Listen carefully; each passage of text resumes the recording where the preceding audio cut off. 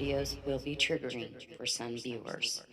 They are for educational and entertainment purposes only. Let's get started on this video. Turn back while you can. Hi guys, before we get into the story, make sure you subscribe to my channel, make that little red word turn to gray, leave me a like at the end of this video. It's completely free to do, you guys. There's no charge to be subscribed. And if anybody in the comment section has any type of resources, phone numbers, websites to be able to help others in any whatever type of need that they have, please leave it down in the comment section. I love to help other people, and I know that my community does too. So make sure you subscribe, like the video, leave a comment. If you know extra resources, please leave them down in the comments below. Alright guys, let's get into the story of little baby Dylan Groves.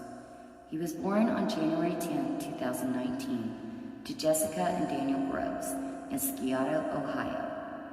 He had an older brother, Daniel Jr., who was 14 at the time that he was born. So here we go, y'all. We're here again with another story of the system failing our children.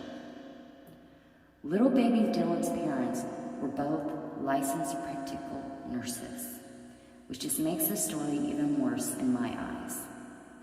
On January 10, 2019, Jessica tells Daniel she's pregnant, and oh, by the way, I'm in labor. Daniel claims he had no idea. She had only made him aware that day, and 5 minutes before they got to the hospital, she's telling him, oh, by the way, I've been using drugs and I haven't received any prenatal care. But as we later find out, their son, Daniel Jr., asked his mom in November if she was pregnant.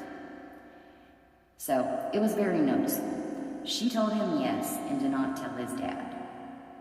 So in goes Jessica and Daniel to the ER.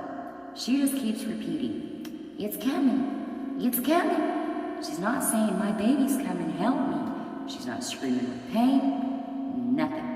She won't answer any of the medical staff's questions. She just keeps saying, it's coming, it's coming.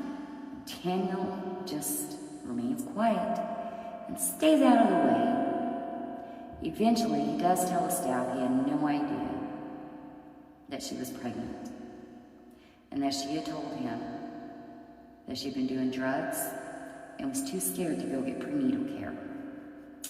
Okay, so she didn't want to quit doing her drugs. The staff said they were very standoffish after Dylan was born. They tried to get Jessica to do the skin-on-skin contact, and she wouldn't. She actually said, just put him over there, pointing across the room. That was when the staff ended up finding out that little Dylan had methamphetamines and amphetamines in his system. So Jessica had been on a whole buffet of drugs, y'all. They had to give little Dylan oxygen, and he had to stay in the NICU for 5 days. The hospital staff said neither parents wanted to go see him, they didn't ask about him, nothing. On January 15, the state decided the best plan of action was to remove little Dylan from Jessica and Daniel's care. And so they decided to put him in a foster home. So in comes beautiful Andrea. She's 41, and she's an 18-year veteran in teaching. She has one grown son, and she's just wonderful, you guys. So the state asked Andrea if she was willing to take in this little baby who was addicted to drugs. And of course she was like, yeah, no problem. She was currently at school teaching. So she called her friends and family and was like, I got this little baby boy coming, y'all, and I need everything. So by 6 o'clock that evening, she had everything. She had diapers, formula, a crib, clothes, everything. She went to the hospital to get the training that she needed to be able to care for him. So for those here that don't know, little babies that are born with drugs in their system, they go through withdrawals. They tremor, they sweat, some can still be vomiting. They are very needy. They want to be held real close all the time. They want to be swaddled. they're going through withdrawals. During the trial, Miss Andrea was asked to describe what was little Dylan like. And she said that he would be soaked in sweat, he would have tremors, and he wanted to be held all the time. She was very happy to do. She had taken 12 days off of work and would have taken longer if needed. After a week of having little baby Dylan, the Groves set up a time to come and visit him. They showed up and spent about 5 minutes talking with Andrea, and Andrea was watching them. And then it was time for them to be allowed to have their little visit. She said that she could tell that Jessica was on something, some type of substance. She was flailing her arms around and was just super, super giddy. Not like she had been at the hospital, standoffish, didn't want nothing to do with him at the hospital. But at this visit, she was just this overly excited, over-the-top mom. Let me see my baby, I want to see my baby, just acting crazy. She said that Daniel was very withdrawn and very quiet, didn't really say anything. She said as soon as they left, she immediately called DFS to tell them that she was concerned and that she thought Jessica was on substances. A couple days later, she called again, asking DFS to find out when their next visit was scheduled. She then was informed that there won't be one. You actually need to take little Dylan and get him ready to be here on Monday, because he's going to be reunited with his father.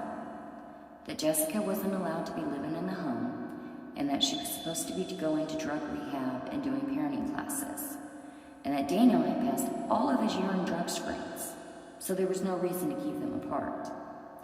Which we later find out in court that Daniel Jr. had actually been furnishing the urine for his father, which he called him a liar. I'm sorry.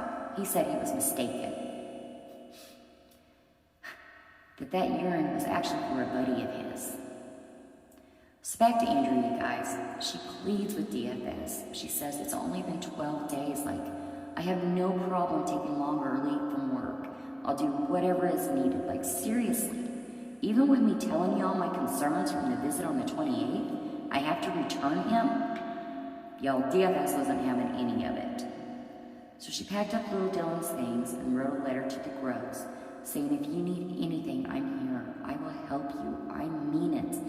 Anything. And she asked them to please keep her updated on how he's doing. DFS later told her that she was interfering with reunification by doing this. So on the 28th of January, little Dylan goes home. On February 4th, DFS had a follow-up visit. They couldn't get a hold of anyone. On February 21st, they tried again. They got nothing.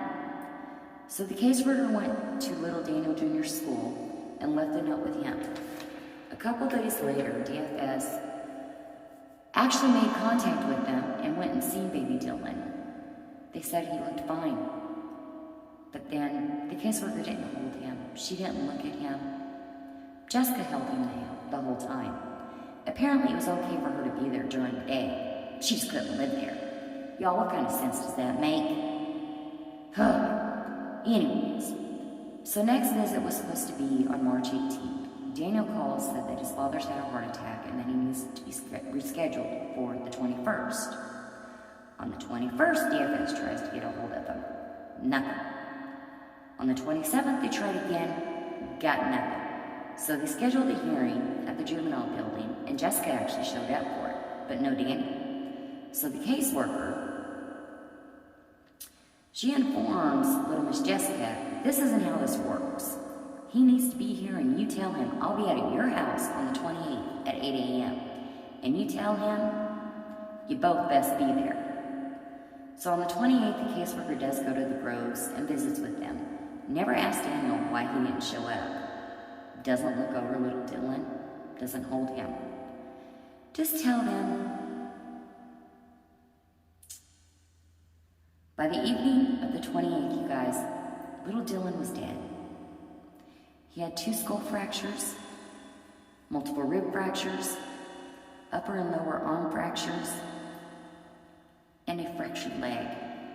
The autopsy report said some of the fractures had actually healed and been broke again, that he had meth and amphetamines in his system again.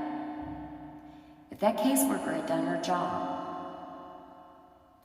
she would have seen the condition that Lil Dylan was in, and maybe she could have saved his life.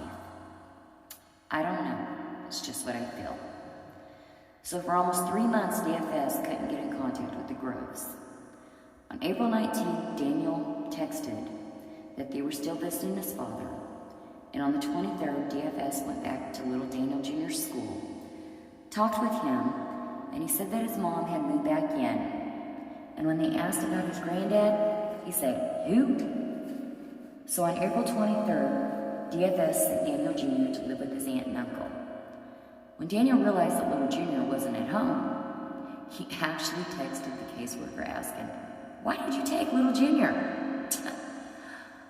On the 30th, the caseworker filed a missing persons report for little Dylan. She wanted to file an Amber Alert, but the bosses said no. It would look bad on them if they had lost a child. So the police made their way to the Groves. Jessica surrendered immediately. Daniel actually barricaded himself in a room and had a 6-hour standoff. When the police finally arrested him and Jessica had told them that the DFS had taken little Dylan months earlier. Well, which they knew that was a lie. So the interrogation begins. Jessica wouldn't cooperate. She keeps saying that she was cold and was concerned about her dogs. Daniel was actually dope sick and was rolling around on the floor, moaning and passing gas.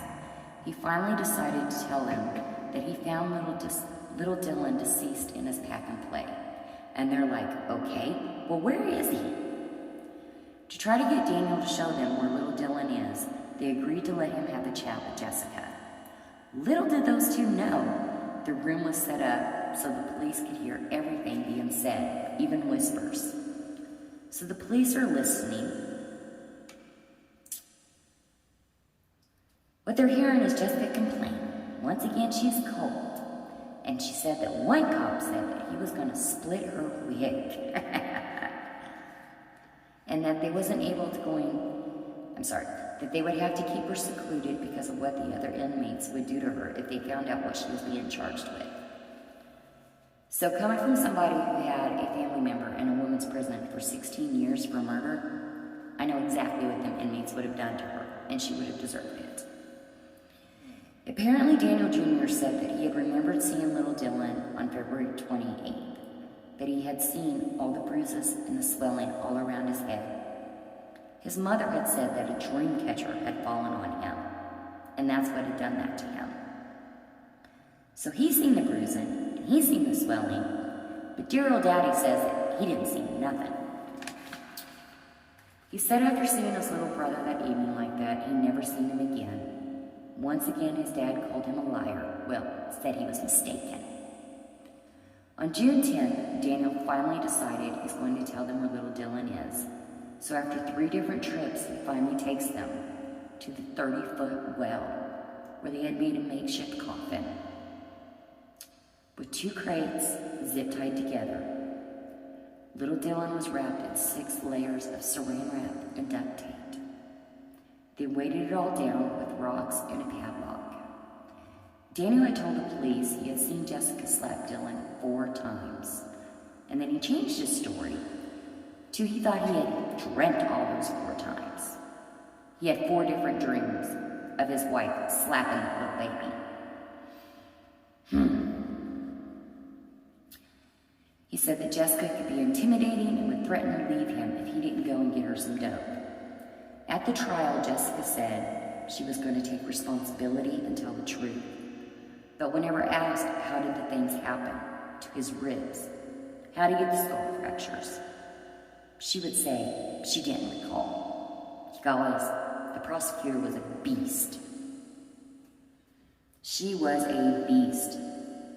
Her and Jessica got into a yelling match during the court hearing. Jessica would kept changing her stories from the dream catcher did it, to it was an accident, to she dropped him. And the prosecutor would raise her voice. And she would say, "It's funny how you can't recall how you did all these things to him, but yet you can recall it was an accident and that your husband had nothing to do with it." She would tell Jessica, "I don't want to hear your excuses," when Jessica would claim it was an accident. Y'all, what makes this story even more of a monstrosity is Jessica and Daniel were both LPNs. They were state-mandated reporters. They both swore to do no harm to others.